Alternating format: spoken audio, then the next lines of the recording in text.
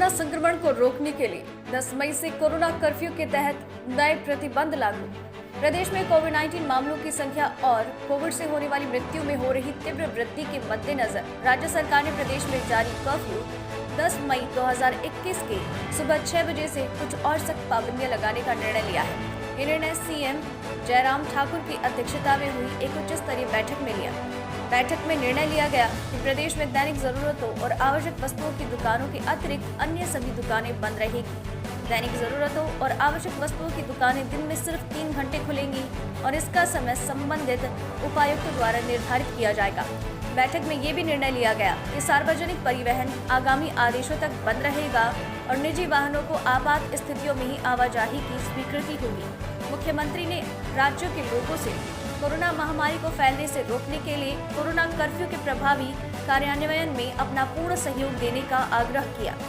उन्होंने लोगों से कहा कि घर में रहें और घर में रहना बहुत जरूरी है। घर से बाहर निकलने का इसमें कोई भी आवश्यक नहीं है जब तक आपको कोई अति आवश्यक काम ना हो। उन्होंने कहा है कि राज्य सरकार द्वारा ये निर्णय कोरोना वायरस की चेन को तोड़ने और प्रदेश वासियों के जीवन और सुरक्षा के मद्देनजर लिया गया है। नवभारत समाचार, शिमला, हिमाचल प्रदेश से अनुराग गुप्ता की रिपोर्ट। आज माननीय प्रधानमंत्री का हमें फ़ोन आया था और सारी डिटेल इन्फॉर्मेशन हिमाचल की उनके हाथ में थी। टोटल नंबर ऑफ केसेस के साथ साथ में रिस्ट्रिक्शंस के बारे में उन्होंने जानकारी ली, पॉजिटिविटी रेट कितना है और उसके साथ में डेथ कितनी है, डेथ रेट कितना है। इन तमाम सारी बातों को चर्चा करने के बाद ऑक्सीजन की सप्लाई कैसे चल रही है, वैक्सीन की सप्लाई कैसे चल रही है और उसके बाद रिस्ट्रिक्शन में कुछ और चीज़ें जो करने की दृष्टि से आप सोच रहे हैं वो भी बात उनने की है।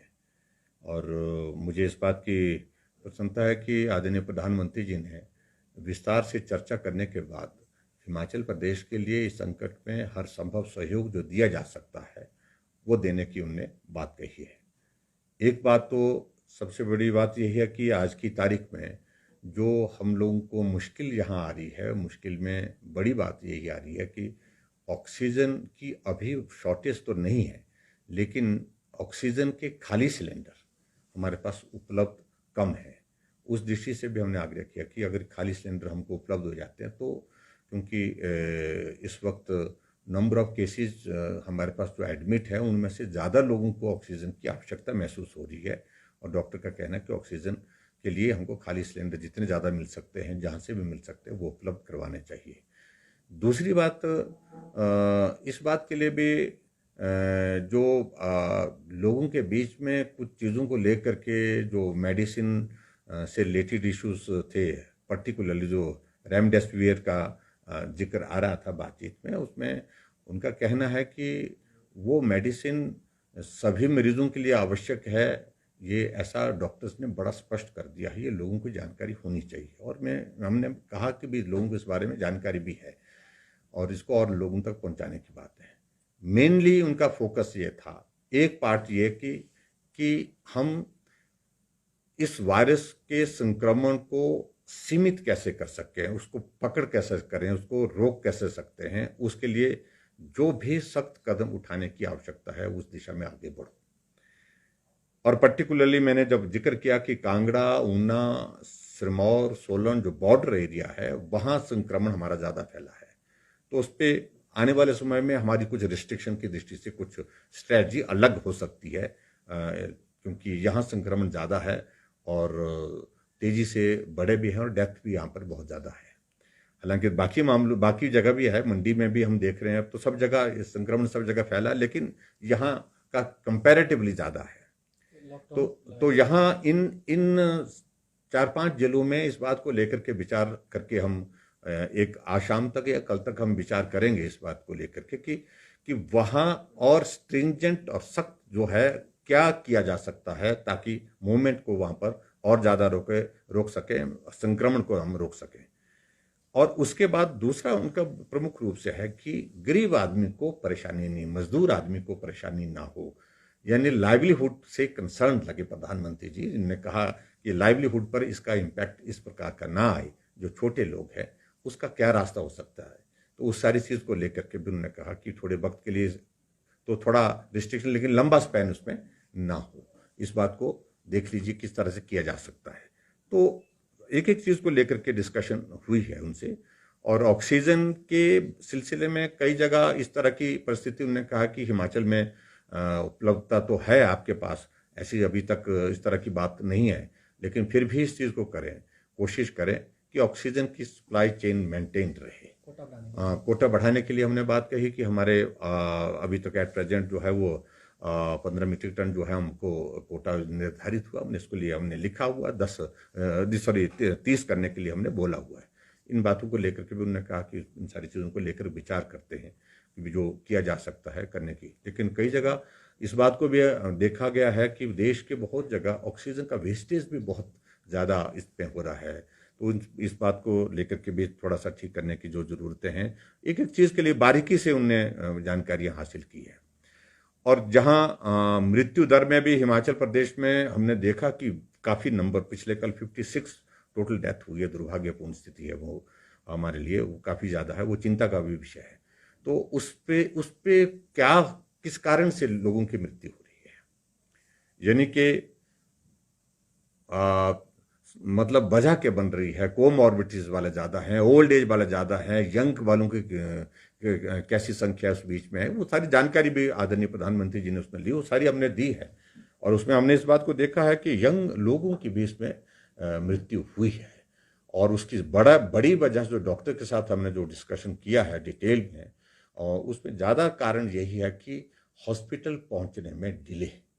ठीक हो जाएंगे, आज नहीं तो कल देख लेते हैं, कल नहीं तो देखते हैं, एक आधा दिन और देखते हैं, और ये देखते देखते बहुत विलम्ब हुआ, और विलम्ब के कारण बहुत ऐसी स्थिति पैदा हुई है। और वायरस का अब की बार का जो इम्पैक्ट संक्रमण में भी, जैसा हमने पहले बताया कि तेज है, और उसके साथ साथ में ये फैटल भी बहुत ज़्यादा है, क्योंकि फैटलिटी रेट इसके कारण अब की बार वायरस का बहुत ज़्यादा बढ़ा है, ये भी देखने को मिला। इसलिए गंभीरता से लेना है, लोगों तक ठीक जानकारियाँ पहुँचे, लोगों तक ठीक प्रकार से सारी सुविधाएं पहुँचे, इन बातों को सुनिश्चित करने के लिए प्रधानमंत्री जी ने कहा है। इस प्रकार से काफ़ी डिटेल में सारी बातें जो है जो प्रधानमंत्री जी ने की हैं। और मुझे तो एक एक जिले को लेकर के उन्होंने पूछा कि जिले वाइज पूछा कि भी कहाँ क्या स्थिति चल रही है, तो जहाँ संक्रमण ज़्यादा बढ़ रहा है वहाँ जो है उस बात को सुनिश्चित करें कि इसको सख्ती वहाँ पर और ज़्यादा करनी चाहिए। सर, पहले जिला भर में आपने लोगों से संपर्क किया, लोगों से मिले। कल आपने खुद पूरी राजधानी शिमला का दौरा भी किया है। हमने कहा कि लॉकडाउन है ही नहीं, बहुत लोग बहुत तरह की बातें करने की कोशिश कर रहे हैं। मैं उनके सिलसिले में बहुत ज़्यादा कहना भी नहीं चाह रहा हूँ, क्योंकि हर आदमी का अपना अपना सोचने का नज़रिया होता है, वो अपने नज़रिए से सोचें। हमने एक संतुलित, जिसको बोलते हैं संतुलित निर्णय लिया है। लाइवलीहुड वो भी लाजमी है, बहुत आवश्यक है। हमने इस बात को सुनिश्चित करने के लिए कुछ इस कर्फ्यू में रिलैक्सेशन भी की है, कुछ रिस्ट्रिक्शंस भी की है। और जो बहुत बुद्धिजीवी हमको पढ़ाने लगे, मेहरबानी करके वो अपनी जगह रहें, अपना ज्ञान अपने तक रखें, या लोगों के बीच में जो कहना कहें, लेकिन अनावश्यक रूप से उनको गाली सरकार को दिए बिना तसल्ली नहीं होती है। ये बहुत दुर्भाग्यपूर्ण कल्चर बन गया है। मैं एक वकील को देख रहा था, और जिस भाषा में बोलता है वो, मुझे मालूम नहीं कहाँ पढ़ाई की उस आदमी ने, कहाँ उसने सीखा, कहाँ उसने ज्ञान वर्धन किया है, और किस प्रकार मैं उसके इतिहास को जानता हूँ, कहाँ होता था पहले वो, और सारी चीज़ों को लेकर के कहाँ पहुँचा वो, कहाँ। इसलिए मैं उसके बारे में ज़्यादा नहीं कुछ कहना चाहता हूँ, लेकिन मैं सिर्फ इतना कहना चाहता हूँ कि अनावश्यक रूप से गवर्नमेंट के खिलाफ कोई इशू है, बोलना चाहिए, कमी है, बोलना चाहिए, लेकिन उसके बावजूद भी जो ऐसे संकट के क्षण में जब दौर गुजर रहा है, हमें इन चीज़ों से बच करके उन लोगों की मदद के लिए आगे आना चाहिए जिनको मदद की ज़रूरत है। यही मैं कहना चाहता हूँ। पहले दिन से अब जब संक्रमण की गति बहुत तेज़ी से बढ़ी है, तो बेड कैपेसिटी बढ़ाने के लिए जहाँ जहाँ किया जा सकता तो वो हमने करने की कोशिश की है। कांगड़ा में राधा स्वामी सत्संग का जो प्रांगण है, उसमें हमारा काम युद्ध स्तर पर चला है। पहले 250 की कैपेसिटी, उसको 500 तक करेंगे, फिर 1000 तक के लिए, और वो कैपेसिटी एक्सपेंडेबल है। वो अगर बहुत ज़्यादा जाने की आवश्यकता पड़ेगी तो 5000 की कैपेसिटी भी उस कैंपस के अंदर की जा सकती है। हमको अगर ज़रूरत पड़ी तो वहाँ तक भी जाएंगे।